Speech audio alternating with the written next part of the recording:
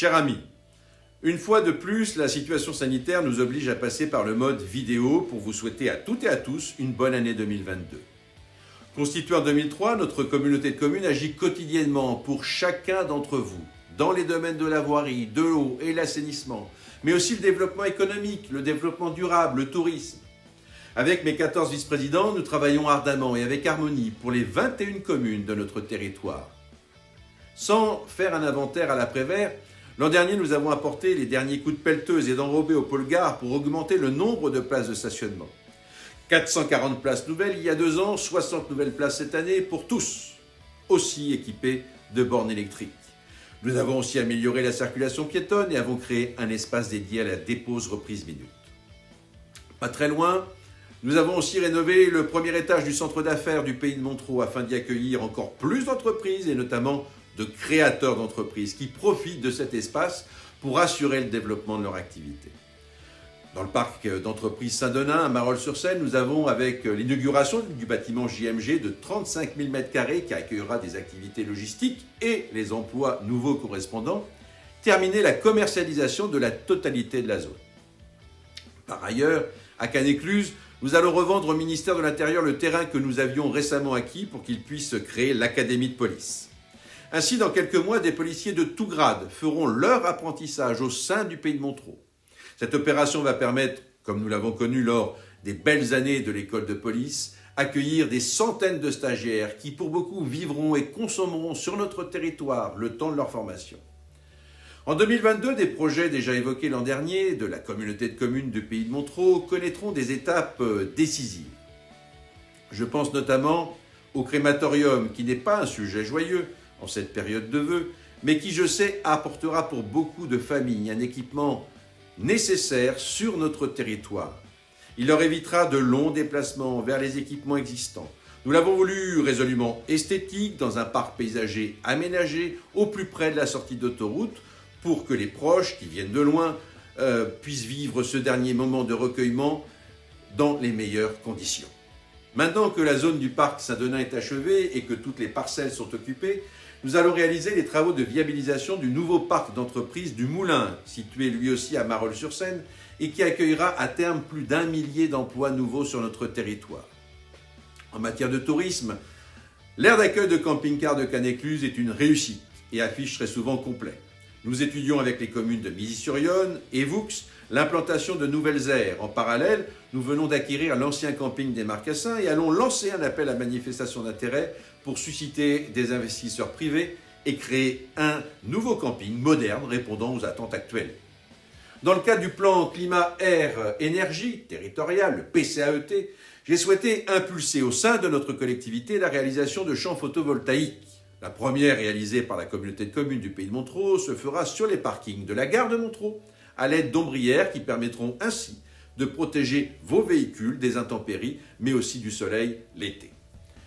D'autres espaces sont actuellement à l'étude avec l'idée d'assurer une plus grande et une plus forte production énergétique solaire et obtenir une certaine autonomie énergétique locale.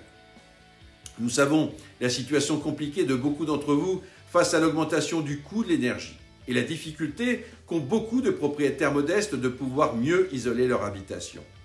La communauté de communes avait mis en place une aide, mais qui s'est avérée trop restrictive, limitant le public bénéficiaire qui lui-même avait des difficultés pour lancer leurs travaux, ne pouvant verser les acomptes demandés avant travaux. En 2020, j'ai souhaité, et les élus du conseil communautaire m'ont suivi, assouplir les règles d'obtention de cette aide, mais aussi en verser une partie dès l'obtention de celle-ci. Ainsi, la communauté de communes du Pays de Montreux est pleinement engagée et joue un rôle moteur grâce à son bureau Espace Info Énergie qui délivre gratuitement d'utiles conseils. Mieux isoler son habitat, mais aussi assurer la transformation énergétique des foyers équipés encore de fioul ne peuvent pas être un vœu pieux.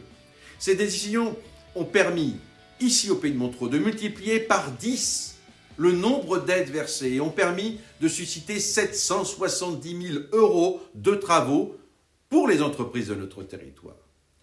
Ce coup de pouce non obligatoire a donc permis à beaucoup d'entre vous d'améliorer leur quotidien, de diminuer la consommation énergétique et donc assurer le développement durable, mais aussi de créer une importante activité économique, source d'emploi.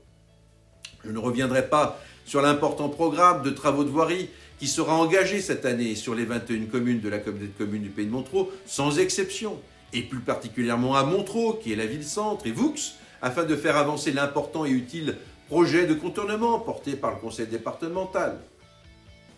Évidemment, la communauté de communes exerce pleinement ses compétences en matière d'assainissement et d'eau. Je pense notamment à la réalisation du nouveau forage du Port-aux-Oies à Cannes-Écluse, qui servira aux communes de l'ancien syndicat des Hauts-de-Varennes, mais aussi à la rénovation de nombreuses stations d'épuration comme à Noisy-Rudignon, Montmachou, Marolles-sur-Seine.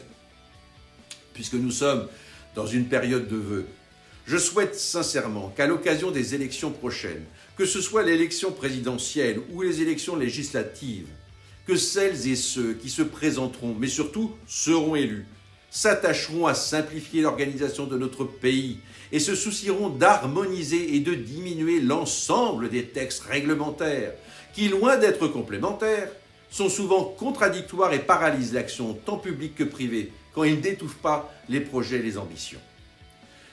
Il faut aujourd'hui être très courageux, très persévérant pour entreprendre et créer des activités dans notre pays, tant les études qui nous sont imposées, le millefeuille des lois, des règlements, les contraintes sans cesse sont plus nombreuses.